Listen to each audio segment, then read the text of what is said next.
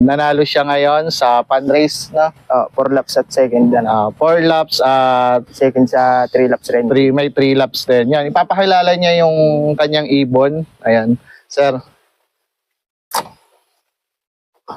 Yan, bali nasa single loop mo. Yan.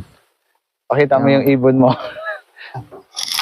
Bali, ito yung ibon na nanalo. Ayan. Ito, pinangalanan namin ng Batang Quiapo kasi pasaway ito. Sobrang tigas ng ulo.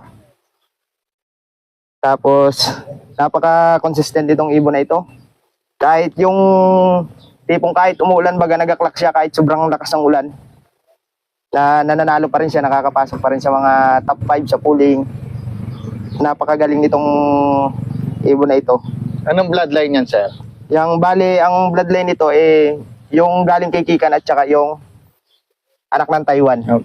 Kikan Reynoso. Opo. Taiwan.